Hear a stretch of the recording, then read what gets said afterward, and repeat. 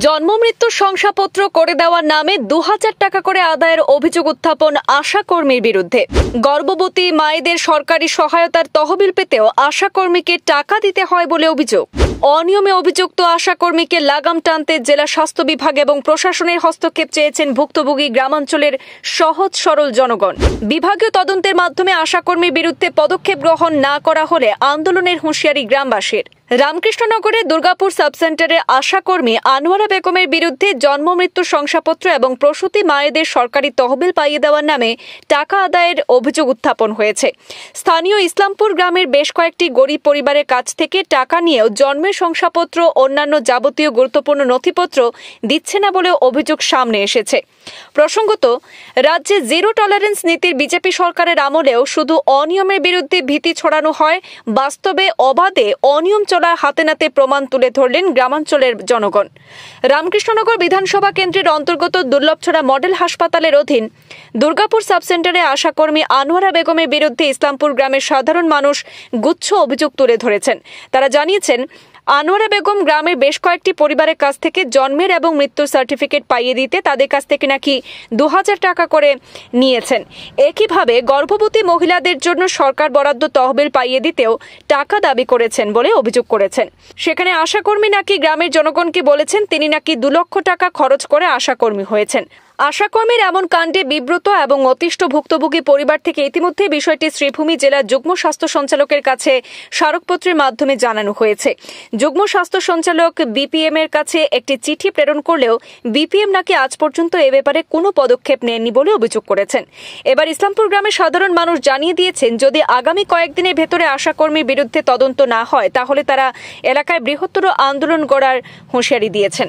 Islampur LP school আমার কাছ থেকে ১০০০ টাকা নিছন, পার্ট বানাইতে কইছেন ৫০০ লাগে। সরকারি পয়সা ঢুকবো আমার অ্যাকাউন্টে কইয়া নিছন আরো ৫০০ টাকা কইছেন খরচা আছে, এখনো পর্যন্ত ১ টাকাও ঢুকছে না। আশা নিছন। এরপরে ডিউটির সময় কই না আনোয়ারা বেগম আশা না আছেন দিদি আওয়ার পরে কই না আমরা বাচ্চারা লইয়া যাইবার লাগে। আমরা হসপিটাল তাই খবর পাই, এরপরে দিদির কাছে ফোন মারিয়া, নার্স দিদির কাছে ফোন মারিয়া জানিয়া যায়। আশা কোনো খবর আমরা কই না। হসপিটাল জন্ম হয়েছে বাচ্চা হসপিটাল জন্ম হয়েছে, কোনো পয়সা পাইছেন না? ১ টাকাও পাইছি না। এরপরে আরো ৫০০ টাকা নিছেন আশা। আমরা আগে অভিযোগ করছি ইসলামপুর এলপি স্কুলের আয়েশা নাম আনোয়ারা এবং তাই আমার ট্রেন থেকে ৫০০ টাকা নিয়েছেন ৪-৫ দিন ঘুরাইতে। এর বাদে আমাদের আরো দিন ঘুরাইয়া হয়েছেন এমনিও দিমু তোমারে দিন ঘুরো। এর বাদে ৫০০ টাকা ৫০০ টাকা নিয়েছে আমার ট্রেন থেকে সার্টিফিকেট বানাইয়া দিতে হবে দিছেন না। ৩-৪ দিন আমার খুব কষ্ট দেওয়াইছেন, দেওয়ার বাদে আমার ৪-৫ দিন ঘুরাইয়া এর বাদে ৫০০ টাকা দিয়ে নেওয়া হয়েছে।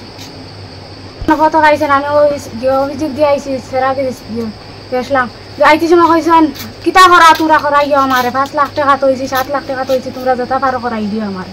কে কইছে? আয়েশা বেগমে কইছেন আনোয়ারা বেগম। আমার নাম কমরুল হক। আশার গেছে আমরা জন্মর প্রমাণপত্র দেবার ক্ষেত্রে তাই ২৫০০ করিয়া পয়সা লয় এবং হরতার যেন বেটিনতর একাউন্টে পয়সা ঢুকিবার লগে তাই ১০০০ টাকা ডিমান্ড করে। এই ডিমান্ডের অভিযোগে আমরা বাঁকা কয়েকবার তাইরে অভিযোগ দিছি, আমরা বাঁকা কয়েক জায়গাত আর এই এপ্লিকেশন লেখাইছি। লেখানির বাদে তাই জামাইয়ে ও কথা কইছে বলে আর যাতে এলে হইতো নাই, যাতে এলে জীবনে হইতো নাই, আমি আমার ওয়াইফর আমি কড়া শাস্তি নিব। এর বাদে আমরা লোকাল ইনচার্জ ডাক্তারের কাছে বিচার দিছি, ডাক্তারের কাছে বিচার পাইছি না। এর বাদে আমরা বাঁকা কয়েক জায়গাত আমরা অভিযোগ দিছি, কমপ্লেন দিছি লেখাইয়া। এর বাদে মুখে কমপ্লেন দিছি গিয়া, এটা কমপ্লেনের কোনো আমরা পাইছি না। আমরা করিমগঞ্জ ডাইরেক্টরের কাছেও দিছি, ডিসি মহাশয়ের কাছেও দিছি, আমরা কোনো সান্ত্বনা পাইছি না। সান্ত্বনা না পাইয়া ফিরিয়ে আমরা রিয়ারবার করতে চাই। হ্যাঁ, আর এই আশায় আমরা বারবার আমরা হয়রানি করে, আমরা এলাকার মানুষ দুর্বল মানুষ, এই মানুষকে আমরা ১ লাখ এর বাদে তাই ও কথা চাইছে ১,৩৫,০০০ টাকা খরচ করি আর কি আবো খরচ করমু লাগে। কে করছে ১,৩৫,০০০ টাকা? আনোয়ারা বেগম আশা আনোয়ারা বেগমে খারা দিছে কইছে তাই ডিপার্টমেন্টও ১,৩৫,০০০ টাকা খরচ করছে। এখন তাই কইছে লাগে আরো খরচ করমু হইলে ৮ দিন পর্যন্ত কিছু করতে পারছো না, পারতাই না তোমরা।